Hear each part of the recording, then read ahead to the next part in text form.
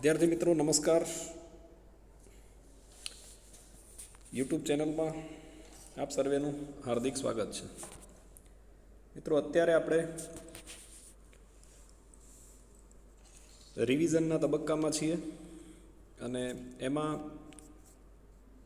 Section A જે 24 ગુણનો હશે આ વર્ષની 80 ગુણની પરીક્ષામાં, જેમાં તમારો સૌથી પ્રથમ પ્રશ્ન હશે એ જોડકાનો હશે અને આપણે આ ભાગમાં કેટલાક જોડકાને સમજવાનો પ્રયત્ન કરીશું. આપણી સ્ક્રીન ઉપર જે પ્રથમ જોડકું દેખાઈ રહ્યું છે એ છે પ્રથમ પાઠમાંથી. કઈ રીતે છે એ આપ સમજી શકો છો કે વિવિધ પ્રકારના મેળા માટે કયું સ્થળ જાણીતું છે.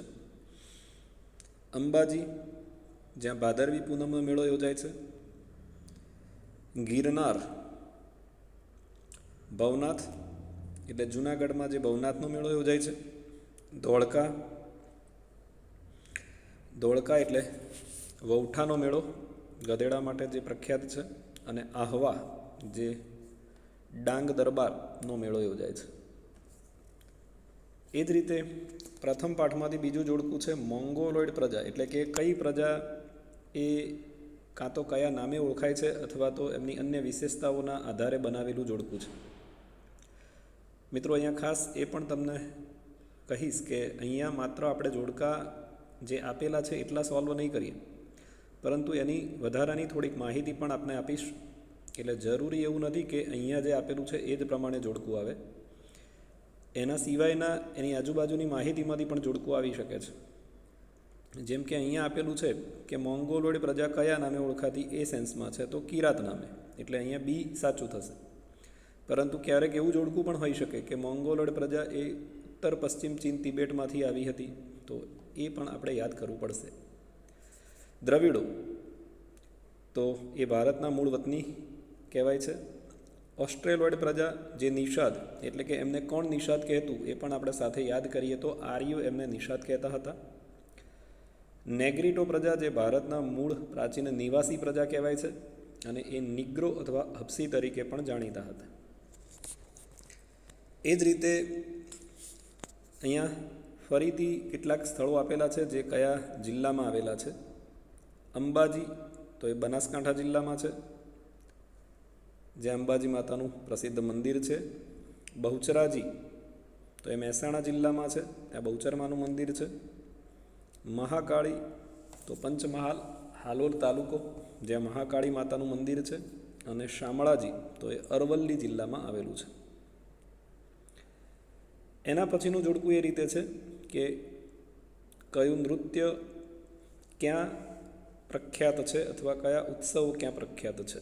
તો કાંકરિયા કાર્નિવલ, કાંકરિયા અમદાવાદમાં છે. લગભગ 25 ડિસેમ્બરથી 31 ડિસેમ્બરની વચ્ચે દર વર્ષે આ કાર્યક્રમ યોજાય છે. તાના અને રીરી બે સંગીત બેલડી જે વડનગરની હતી. ઉત્તરાર્ધ નૃત્ય માટે જાણીતું સ્થળ એટલે મોઢેરા. અને રણોત્સવ, રણ ક્યાં છે તો કચ્છમાં છે, તો એ કચ્છ એના માટે પ્રખ્યાત છે. એ જ રીતે લોથલ, તો લોથલ ક્યાં આવે? ધોળકા તાલુકામાં. રંગપુર તો એ લીંબડી નજીક છે. ધોળાવીરા એટલે કચ્છ જિલ્લાનું ખદીર બેટ એવું આપણે સાંભળ્યું હશે. અને રોજડી એટલે શ્રીનાથગઢ પણ કહેવાય છે, જે રાજકોટમાં છે. તો અહીંયા લગભગ 20 જોડકા આપણે પૂરા કર્યા અને તેની અન્ય માહિતી પણ જોઈએ. અન્ય વધારાના જોડકાની ચર્ચા કરીએ તો કીર્તિ તોરણ વડનગરમાં ફેમસ છે. સૂર્ય મંદિર ક્યાં આવેલું છે તો ગુજરાતમાં, અને ગુજરાતમાં કઈ જગ્યાએ તો મોઢેરામાં. એટલે અહીંયા એટલા માટે બોલું છું કે સૂર્ય મંદિર એક ઓડિશામાં પણ છે, પુરી જિલ્લામાં, જે કોણાર્કનું સૂર્ય મંદિર કહેવાય છે. અને આ મોઢેરાના સૂર્ય મંદિરની વાત છે. રુદ્ર મહાલય તો સિદ્ધપુરમાં, અને મુનસર તળાવ એ વિરમગામમાં છે. આપણા અભ્યાસક્રમમાં 3 તળાવોની માહિતી છે.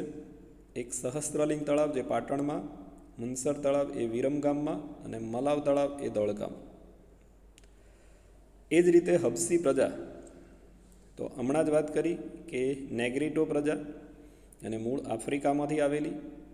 નિષાદ પ્રજા તો ક્યાંથી આવી? તો અગ્નિ એશિયામાંથી.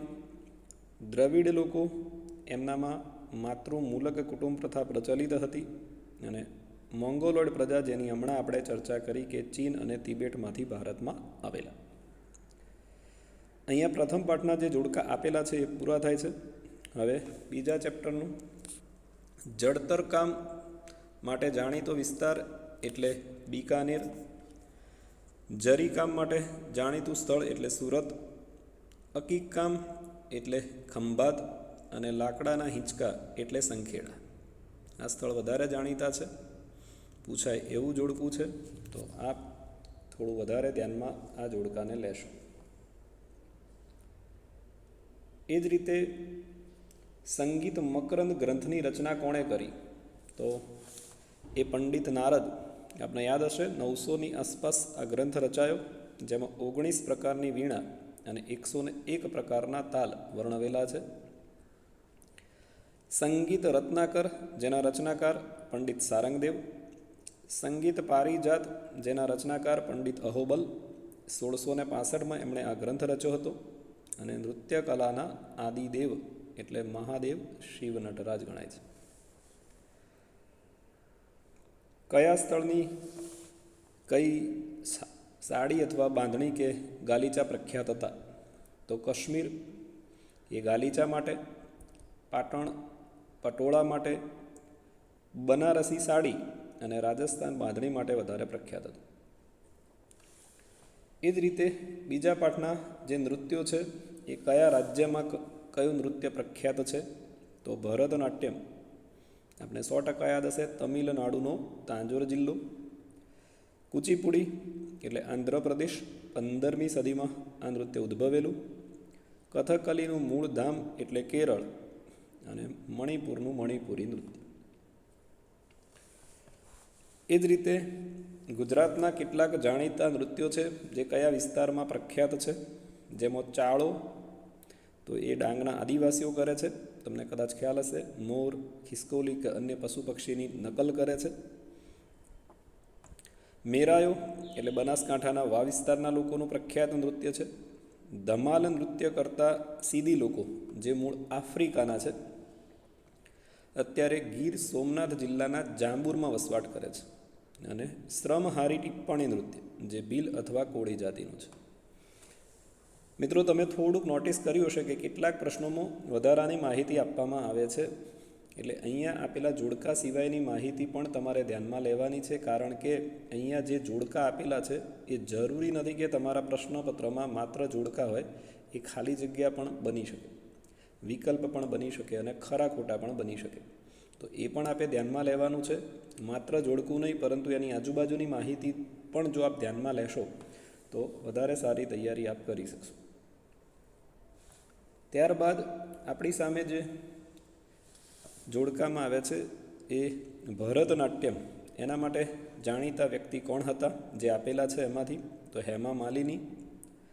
કુચીપુડી નૃત્ય શૈલી, એના માટે જાણીતા વ્યક્તિ એટલે ગુરુ પ્રહલાદ શર્મા. કથકલી એટલે વલ્લથોળ. અને કથક નૃત્ય માટે બિરજુ મહારાજ જાણીતા. બીજા ઘણા બધા નામ આમાં છે, એટલે જરૂરી નથી કે માત્ર આમાંથી જ પૂછાય. બીજા નામ પણ જો આપને યાદ રહેતા હોય તો આપે રાખવાના છે. એ જ રીતે અહીંયા આપેલા કેટલાક મંદિર અથવા સ્થળો એ કયા રાજ્યમાં છે? તો આપણે હમણાં ચર્ચા કરી, કોણાર્ક એ ઓડિશા રાજ્યમાં આવશે. મીનાક્ષી મંદિર તો એ મદુરાઈ તમિલનાડુમાં આવશે. મોઢેરાનું સૂર્ય મંદિર એ આપણા ગુજરાતના મોઢેરામાં છે. અને દેલવાડાના દેરા એ રાજસ્થાનના માઉન્ટ આબુમાં છે. મલાવ તળાવની વાત પણ હમણાં કરી, તો એ ધોળકામાં છે.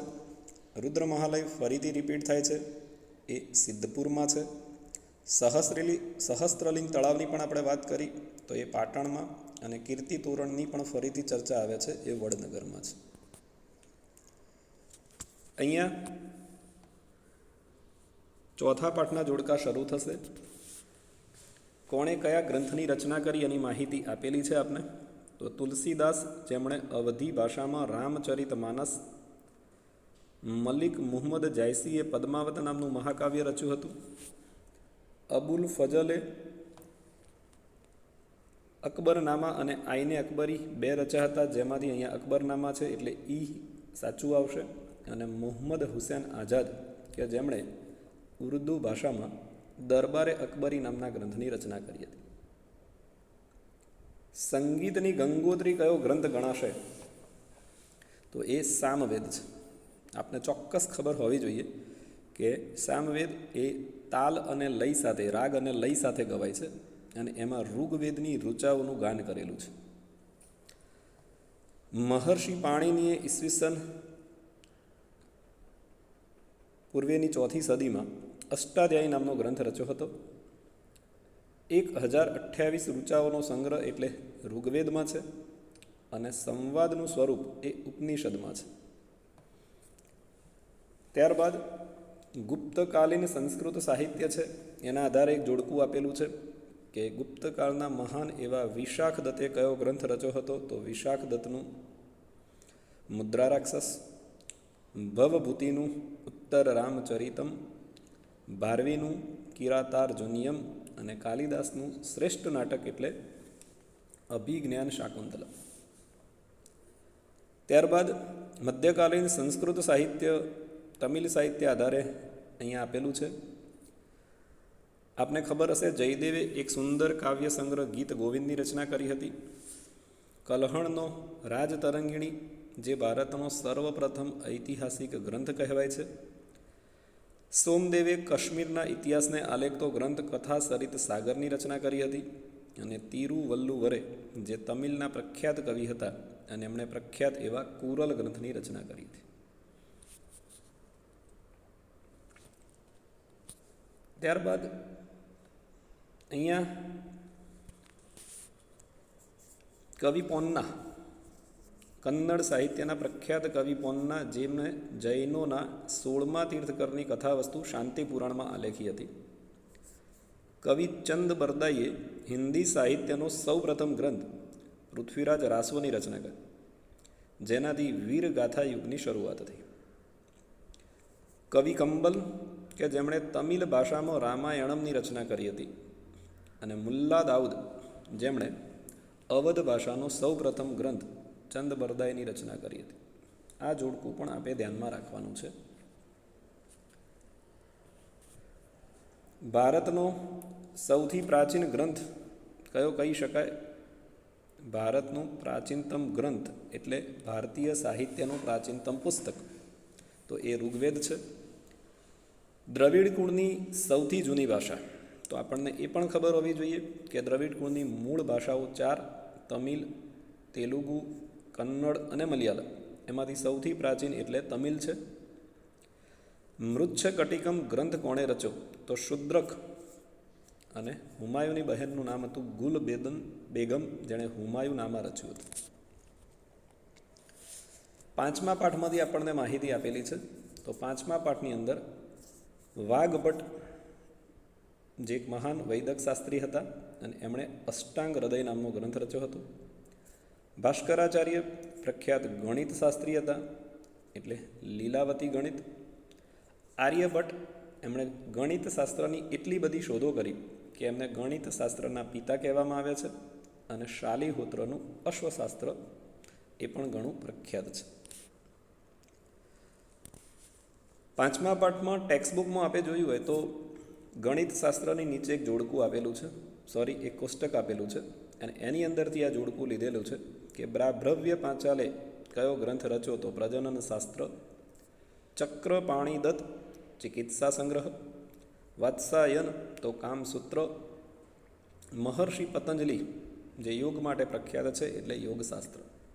અમારી સાથે જે વિદ્યાર્થીઓ જોડાયેલા હશે એના બધા જ હેતુલક્ષી પ્રશ્નો આપણે ઓલરેડી કરાયેલા છે, લખાયેલા છે, પૂછેલા છે. અજંતાની ગુફા. અજંતાની ગુફા કયા રાજ્યમાં આવે? અને અહીંયા રાજ્ય સાથે પર્વતમાળા પૂછેલી છે એટલે મહારાષ્ટ્ર રાજ્યના ઔરંગાબાદ જિલ્લામાં સહ્યાદ્રી પર્વતમાળા, એટલે અહીંયા સી સાચું આવશે. ઇલોરાની ગુફા એ ક્યાં? તો અહીંયા ગુફાઓના 3 સમૂહ, 1 થી 12 બૌદ્ધ ધર્મ, 13 થી 29 હિન્દુ ધર્મ અને 30 થી 34 જૈન ધર્મની ગુફાઓ છે. એટલે અહીંયા એ સાચું આવશે ઈ. એલિફન્ટાની ગુફાઓ ક્યાં? તો એને ધારાપુરી તરીકે ઓળખવામાં આવે છે. એટલે કઈ રીતે ગોઠવેલું છે એ આપણે નિહાળવાનું જોડકું પહેલાં. અને મહાબલીપુરમ એ તમિલનાડુના ચેન્નઈથી 60 કિલોમીટર દૂર છે એ અર્થમાં છે. એટલે અહીંયા એ સાચું આવશે. એ જ રીતે વિરૂપાક્ષ મંદિર. તો આપણને ખબર હશે કે પટ્ટદકલનું સૌથી મોટું મંદિર વિરૂપાક્ષ ભગવાન શિવનું છે. એટલે અહીંયા સેક્શન જવાબમાં ડી જોડાશે. ખજુરાહો એમાં ઘણા મંદિરો છે, પરંતુ મુખ્ય મંદિર એટલે 64 યોગીની છે. એટલે સી સાચું આવશે. કોણાર્કનું સૂર્ય મંદિર એટલે કાળા પેગોડા તરીકે ઓળખાય છે, કાળા પથ્થરમાંથી બનેલું છે. એટલે અહીંયા ઈ સાચું આવશે. અને ઊંચા શિખરવાળું મંદિર જે બૃહદેશ્વર કહેવાય છે, જેની ઊંચાઈ એનું શિખર જમીનથી 200 ફૂટ ઊંચું છે. તો મિત્રો અહીંયા આપણે આ ભાગને પૂર્ણ કરીએ છીએ એ પહેલાં ફરીથી એકવાર માહિતી આપી દઉં કે તમને જે માહિતી અહીંયા આપવામાં આવી છે એ ખૂબ સારી છે અને એમાં વધારો કરવાનો પ્રયત્ન કરેલો છે. મીન્સ કે માત્ર જોડકા આપેલા છે. આપણે જોડકાને પ્રશ્ન, વિકલ્પ, ખાલી જગ્યા, ખરા ખોટાની રીતે પણ તૈયાર કરીશું. અને એટલા જ માટે મેં સાથે કેટલીક અન્ય સામગ્રી, અન્ય માહિતીને પણ જોડી દીધી છે. તો આપ એને પણ ધ્યાનમાં લઈ અને તૈયારી કરશો એવી આશા સાથે જય હિન્દ, જય ભારત.